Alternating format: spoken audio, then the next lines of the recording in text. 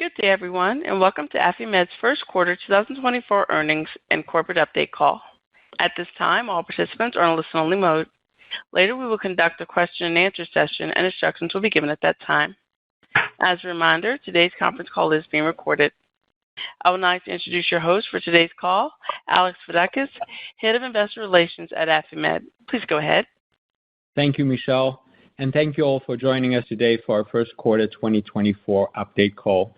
Before we begin, I'd like to remind everyone that we issued the relevant press release and presentation on our website today, which you can find in the Investor Relations section.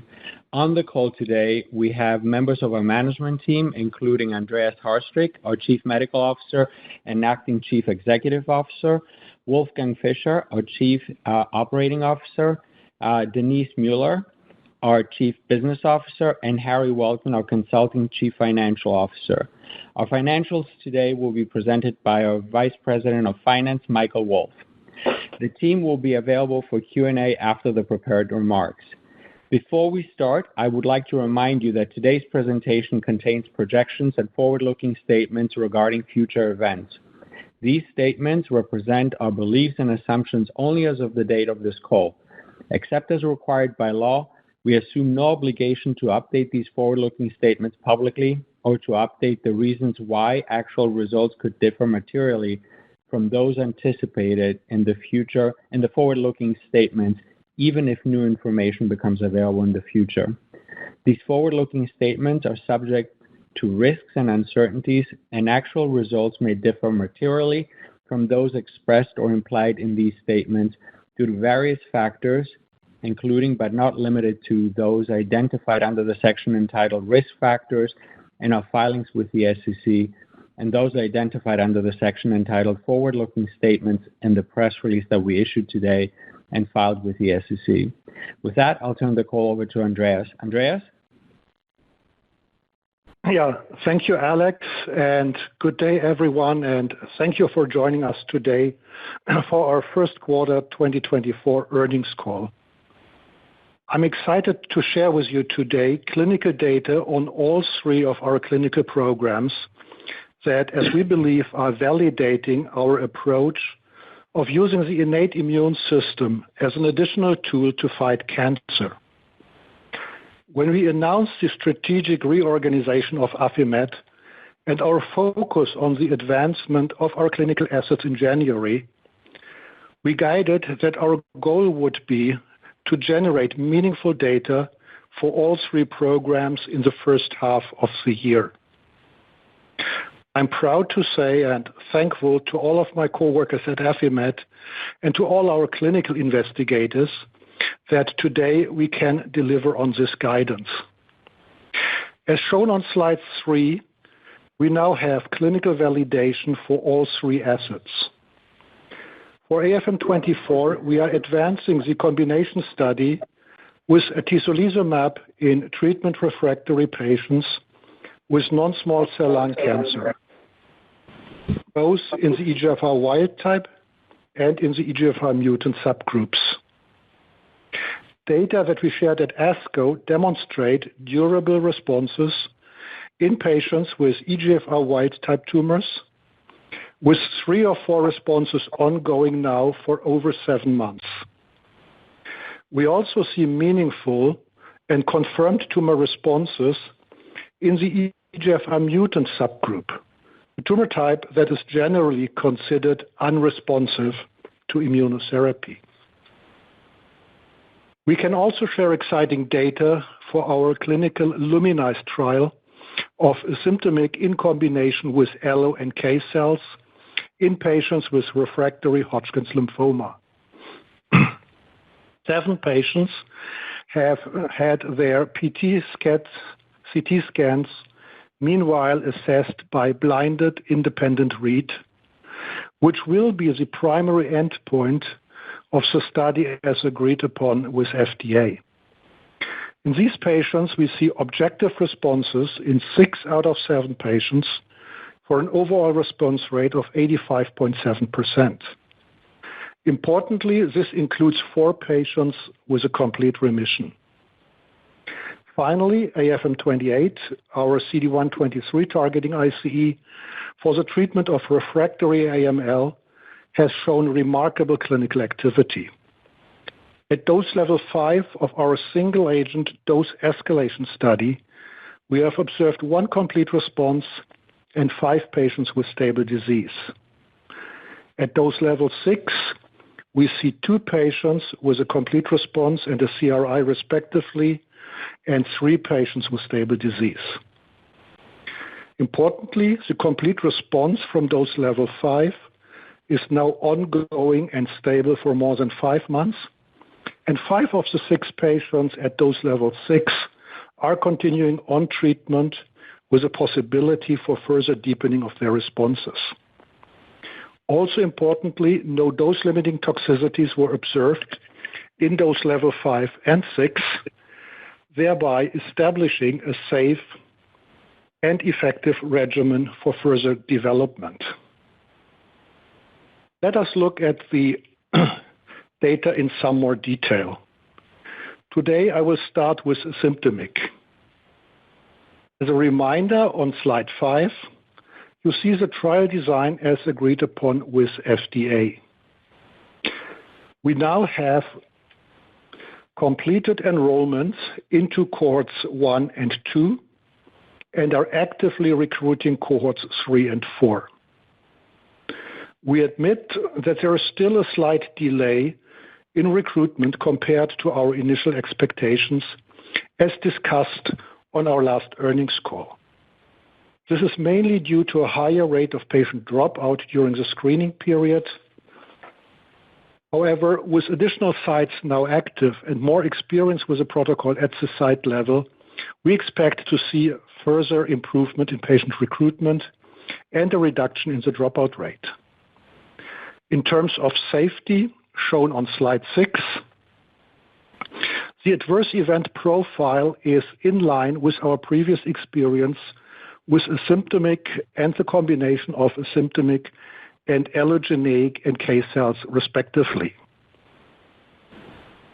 It is important to note that in the Luminize 203 study, we did not use steroids as part of the premedication for asymptomatic, and therefore we were expecting a slightly higher rate of infusion-related reactions compared to some studies with asymptomatic in which steroid premedication was routinely used. 4 of 7 patients developed a grade 1 or 2 infusion-related reaction/CRS event. 1 of these 4 patients had a short-lasting grade 3 CRS, as assessed by the investigator, which manifested mainly by high fever and a decrease in blood pressure. However, the patient responded readily to standard of care treatment. Importantly, in this patient, shortly after this event, there was also an acute CMV infection diagnosed, and thus the relative contribution of the infusion of asymptomatic versus acute CMV infection to the overall symptoms is not clear. Importantly, there were no treatment discontinuations due to side effects of asymptomatic or allo-NK. Also, there were no instances of bleeding, ICANS, or graft versus host disease. As the clinical activity of the combination is, I think, remarkable, as shown on slide 7. 6 of 7 patients showed an objective response by independent read, including 4 patients with a complete remission. These data are directly comparable with the data that were reported by MD Anderson Cancer Center for asymptomatic in combination with fresh pre-complexed NK cells, and thus indicate that co-administration of an ICE with allogeneic NK cells is active, that no pre-complexing is needed, and that cryopreserved NK cells seem to be comparable to fresh NK cells in terms of antitumor activity. Also, these results demonstrate that data from the single-site study at MD Anderson are reproducible in a multi-center setting, as these 7 patients were enrolled by 4 different institutions. Slide 8 shows the patient's characteristics, underscoring that these patients are heavily pretreated with a median of 4 lines of previous therapy. All patients had failed combination chemotherapy, PD-1 targeting therapy, and brentuximab. In addition, 5 of 7 patients had also failed after autologous stem cell transplant. On slide 9, you see an example of a patient with multiple manifestations of his refractory Hodgkin's lymphoma, including axillary lymph nodes, supraclavicular lymph nodes, spleen, and inguinal lymph nodes. The patient had failed all standard of care options, including stem cell transplant, and presented with B symptoms, which clinically is a very unfavorable prognostic factor. As you can see, all tumor manifestations resolved after only 1 cycle of therapy. Let's move on to AFM24. Since we presented the data in detail during our ASCO presentation, I will be brief here. As shown on slide 11, the combination of AFM24 and atezolizumab has meaningful activity in patients with heavily pretreated EGFR wild-type non-small cell lung cancer. In 15 evaluable patients, there were 4 objective responses and 8 patients with stable disease. Of note, all patients had failed combination chemotherapy and PD-1 targeting therapy.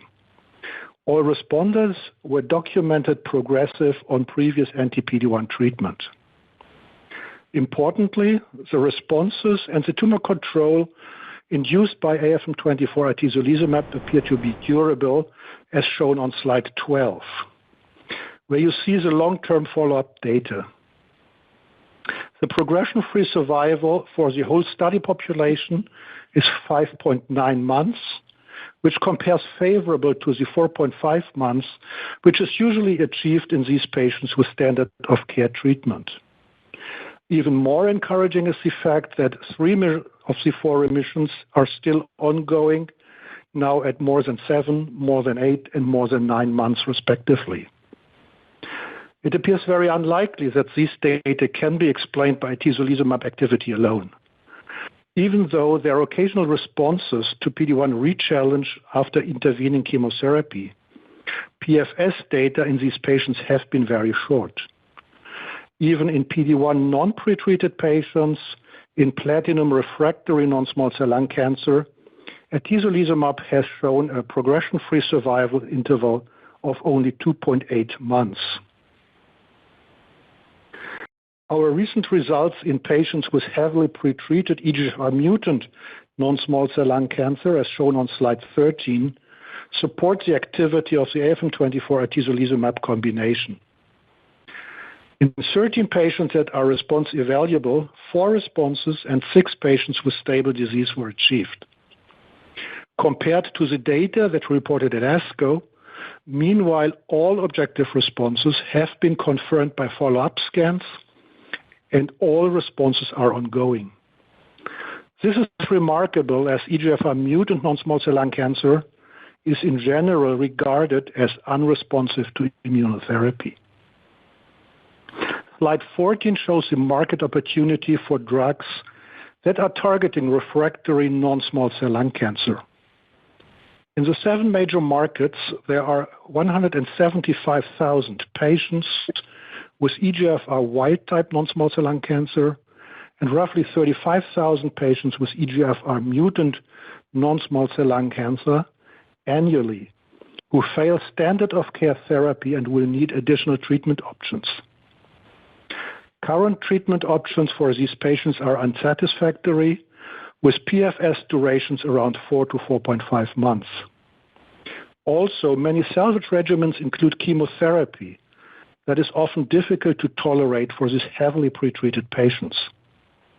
The combination of AFM24 plus PD-1 could provide a chemotherapy-free alternative with meaningful activity and significantly better tolerability for these patients. Finally, let's review the most recent data of AFM28, our CD123 targeting ICE for the treatment of acute myeloid leukemia, as shown on slide 16.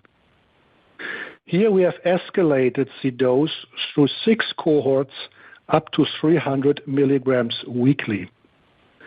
I think this study is also a good example of the ability of our organization to execute clinical studies. The first patient in this program was treated in March 2023, and the whole dose escalation trial over 6 cohorts was executed in only 15 months. The safety profile is shown on slide 16. For dose levels 5 and 6, we did not see any dose-limiting toxicities. The most frequent side effects were infusion-related reactions, mainly of low grade. Only 3 patients had a grade 2 infusion-related reaction, responding in all cases to symptomatic treatment, and there were no grade 3 or higher IRRs. 1 patient experienced a short-lasting self-limiting CRS of grade 1. Infections are characteristic manifestations of acute leukemia and were seen in half of the patients.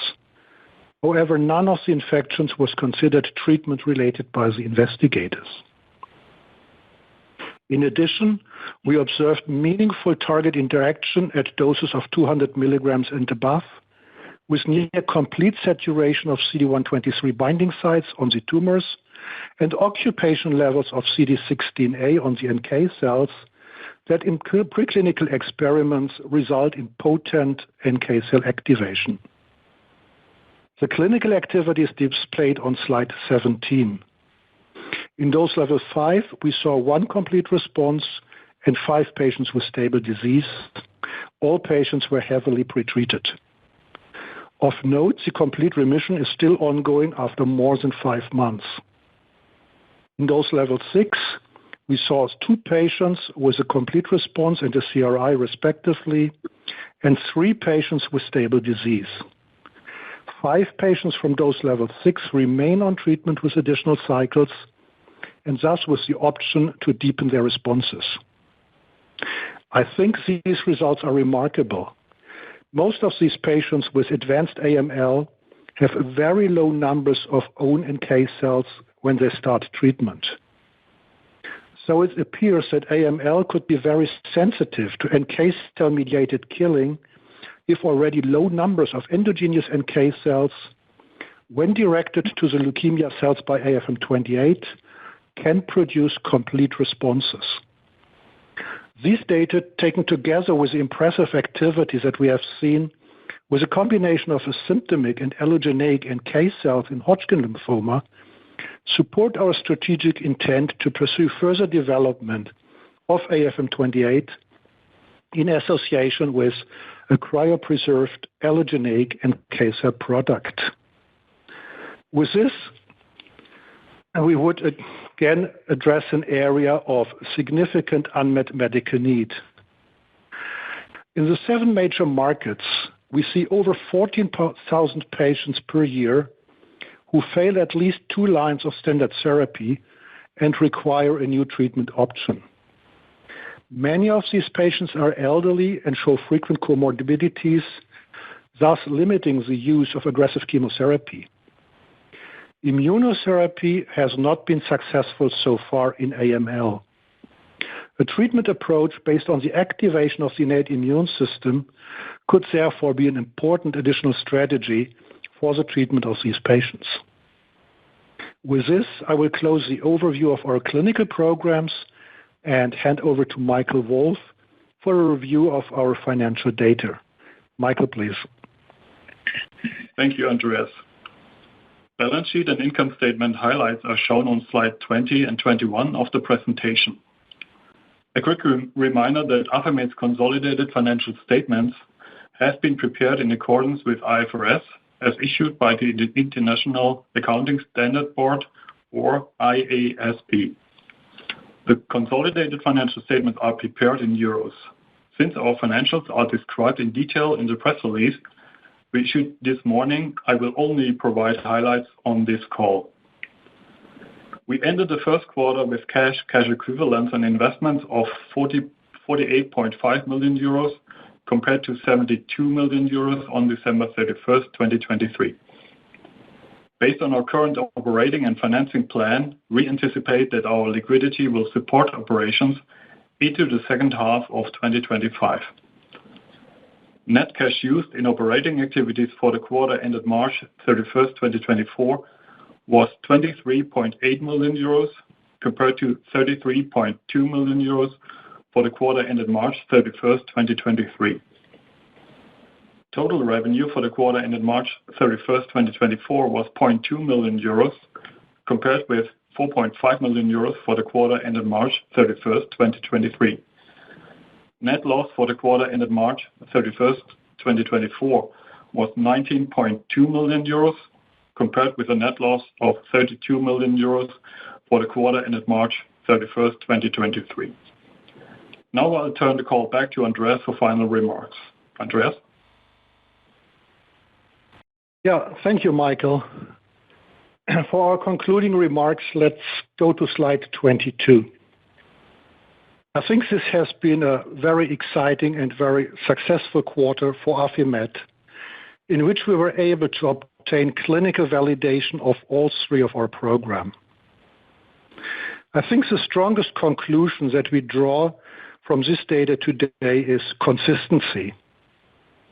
When you see a single data set in one study, in one particular disease setting, of course you may always think, could this be a chance finding? But what we are demonstrating today is consistent activity signals across three different programs that are all designed to leverage the power of the innate immune system to fight cancer. We see this in 4 different indications and with 2 different combinations. Initial results from our asymptomatic and allo-NK program show remarkable activity, which seem to be on par with the data reported by MD Anderson. The difference is that we were able to generate these data with co-administration of the ICE and the NK cell and with cryopreserved off-the-shelf NK cells. Both factors that enable the use of this approach in a real-world multicenter setting. For AML, we see that AFM28 can induce responses even in a setting where only very few NK cells are available to fight leukemia. I think it is very reasonable to expect a boost in activity if sufficient amounts of active allogeneic NK cells are added, as we have shown in our LUMINI study. Therefore, we are actively exploring ways to continue the AFM28 program in combination with off-the-shelf allogeneic NK cells. And last but not least, we see consistent activity for the combination of AFM24 and atezolizumab, a strategy that utilizes the crosstalk between the adaptive and the innate immune system. When we started this program, I think there were a lot of doubts whether innate immune system could even attack solid tumors, given the largely immunosuppressive environment that is found in many solid tumors. Meanwhile, we have demonstrated objective and durable responses in heavily pretreated EGFR wild-type non-small cell lung cancer patients, with the longest response now ongoing for 10 months in patients with prior documented progression on PD-1 targeting therapy. This data is supported by the observation of objective and confirmed responses in patients with heavily pretreated EGFR mutant non-small cell lung cancer, a disease that historically has not been sensitive to immune-mediated treatments. Of note, we see these results with a regimen that does not include any chemotherapy and thus may be better tolerated in this heavily pretreated patient population. I think the totality of the data reported today support our strong belief that the innate immune system can be utilized to fight multiple types of hematological and solid tumors, and that Affimed's proprietary ICE molecules can provide the necessary targeting and activation. As guided, we will have additional important data readouts in the course of the year. Affimed, with its portfolio of several potent NK cell engagers and with its experienced and highly motivated clinical development organization, is well suited to advance the use of the innate immune system as an additional treatment option for patients in need. We will continue our path to advance these exciting programs and thereby bring value to our organization, our patients, and our shareholders. With this, I thank you all for your attention, and I'm happy to take questions. Operator, please. Thank you. If you'd like to ask a question, please press star 11. If your question has been answered and you'd like to remove yourself from the queue, please press star 11 again. Our first question comes from Kripa Devarakonda with Truist Securities. Your line is open. Hey, guys.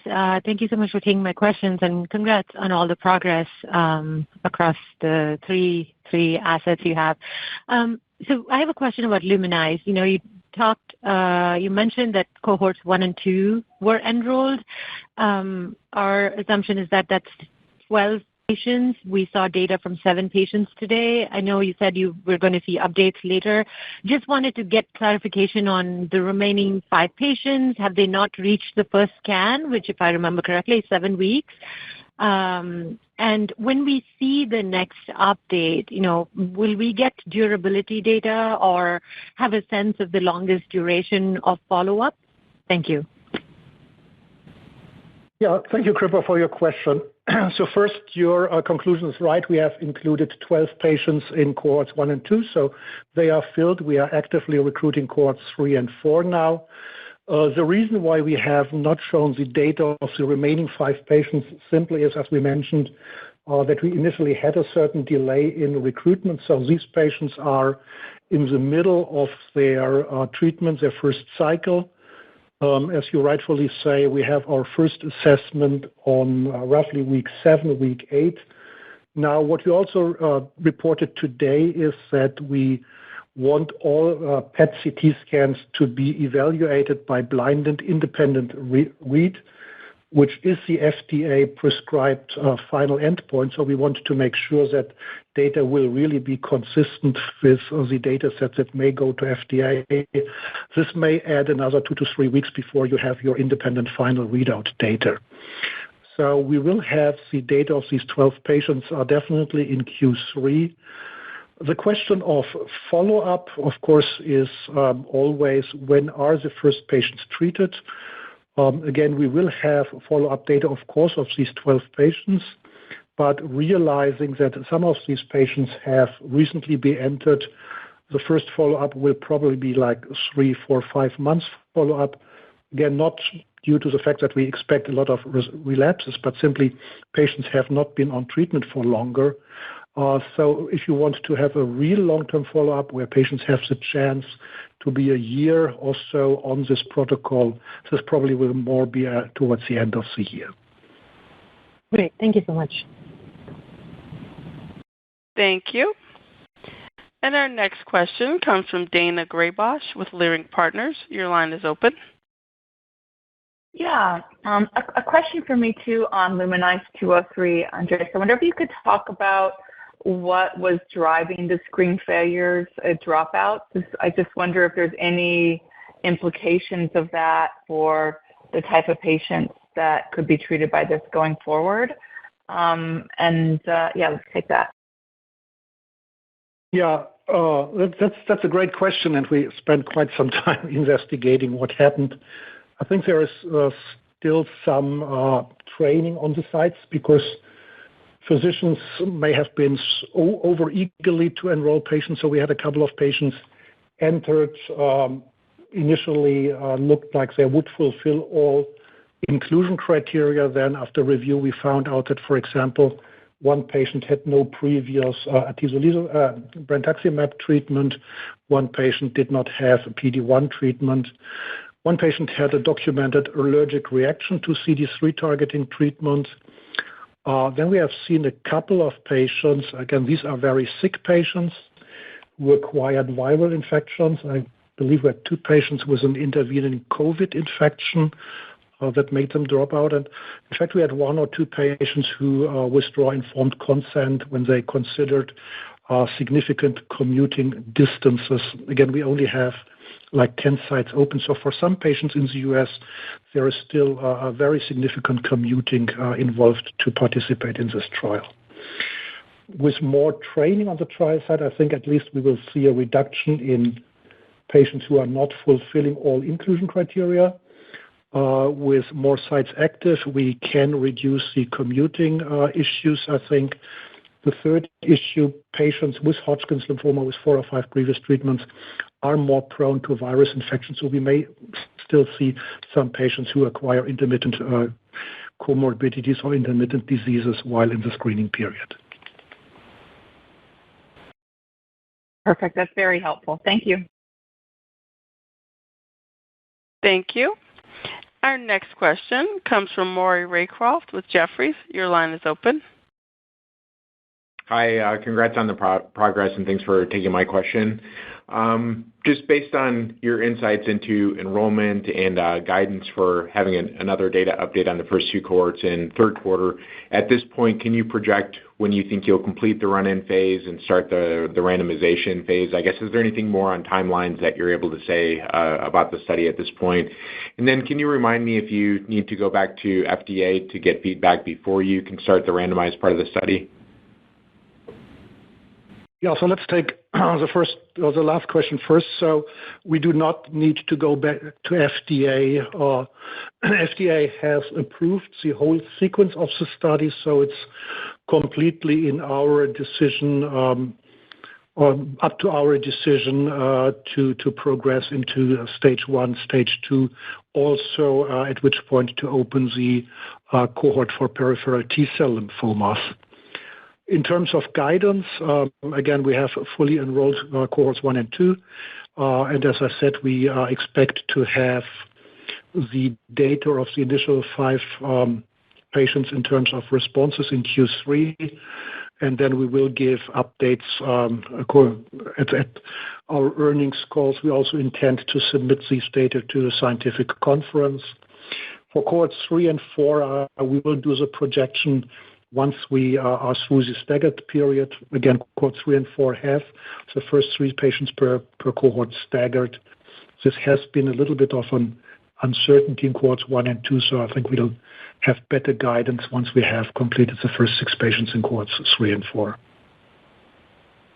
Okay, understood. And just wondering if you can clarify if the data are a mix of cohorts 1 and 2, and at this point, do you have any view on how the 2 different dose cohorts are comparing as far as the dosing strategies go? Yeah, again, it's limited number of patients. We have equal representation of cohorts 1 and 2. I think we have 4 patients in 1 and 3 patients in 2. Up to this point, we did not see any differences. Both cohorts have contributed responses and complete responses. Interestingly, we also have not seen any differences in side effects. So the 200 milligram to 300 milligram symptomic doses are absolutely similar in terms of their side effect profile. Okay, thanks for taking my questions. I'll hop back in the queue. Thank you. Our next question comes from Li Watsek with Cantor Fitzgerald. Your line is open. Hey, good morning. Thanks for taking my questions. I wonder if you can just comment on, the number of cycles that these 7 patients being treated. And I know the protocol allows up to 3 cycles, so just wonder if you can give some information there. Yeah, currently we basically have everything. So we have a couple of patients in the 2nd cycle. We have patients who are now going into cycle 3. We have a patient who is now going to stem cell transplant, incomplete response. So it's a mixture of cycles. Importantly, the treatment has been very well tolerated, so we have not seen any treatment discontinuations due to side effects, and all patients basically go as planned through their sequence of cycles. Okay, and then maybe a follow-up question for the patient baseline characteristics enrolled in the study versus the MD Anderson 104 study. Can you maybe just, comment on prior lines of treatment and, any response to most recent treatment for these patients? And I remember, I think in the 104 study, we're looking at maybe 7 prior lines of treatment versus here 4. Maybe just talk a little bit about how should we think about, patients enrolled. Yeah. So here we have technically a somewhat shorter number of or lower number of previous treatment lines, which I think is already reflecting what we expect to see also in the marketplace. I mean, patients, before we published the MD Anderson data, they simply did not have any alternatives, so physicians were trying quite exotic things which amounted to this high number of previous lines of therapy.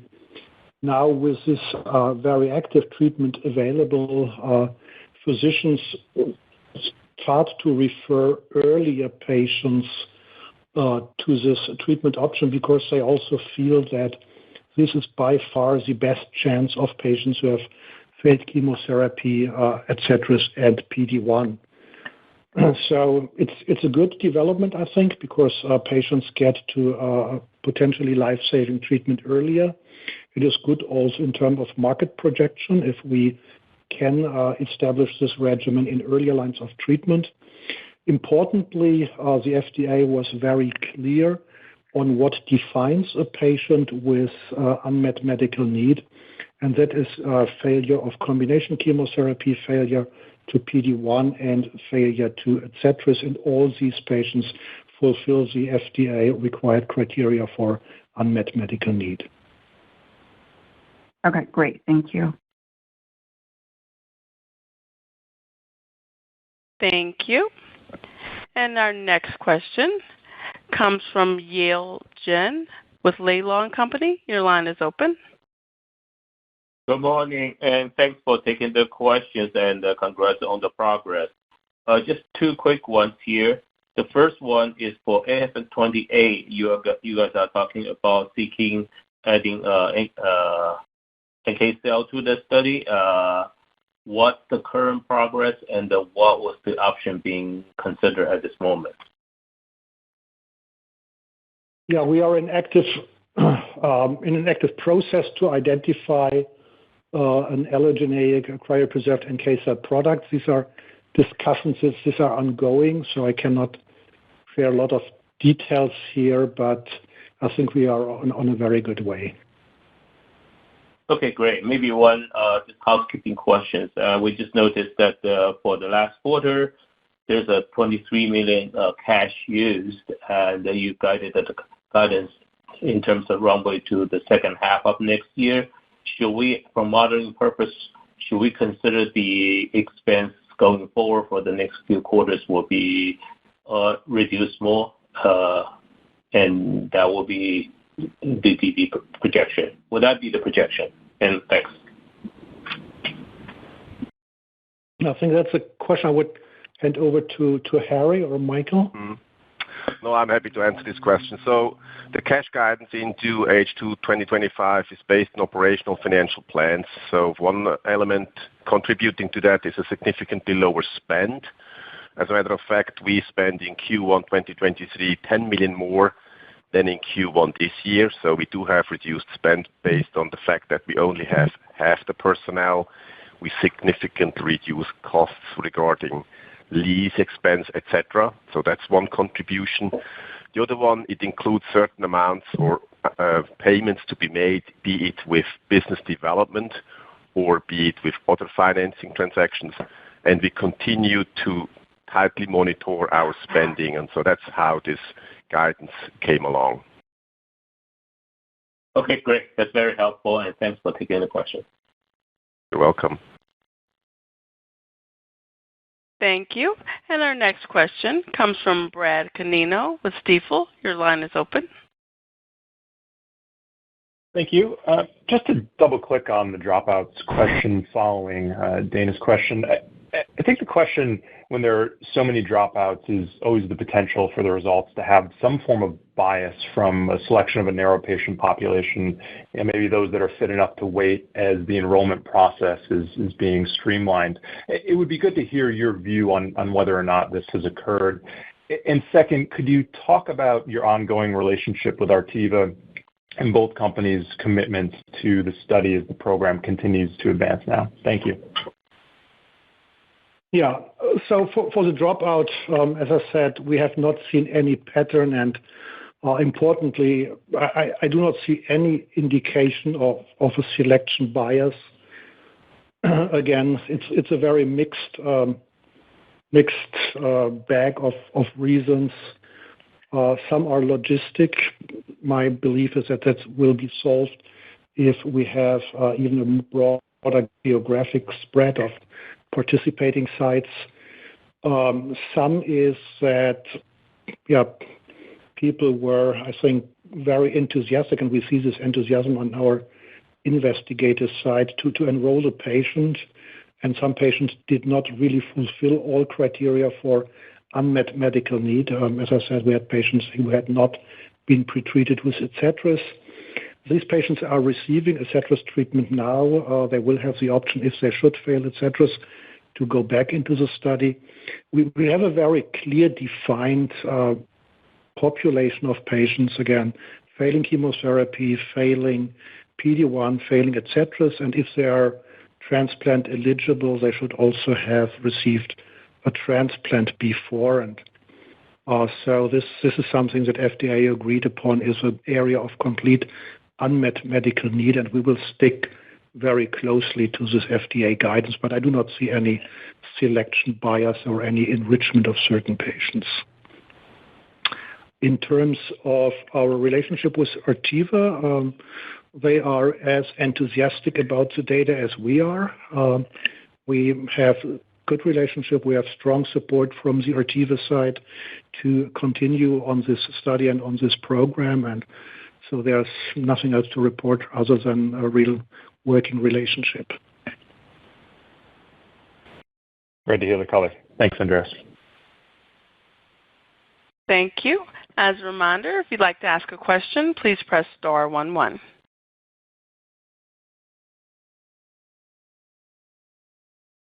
There are no further questions. This does conclude the Q&A session. You may now disconnect. Everyone, have a great day. Thank you. Bye-bye. You're welcome.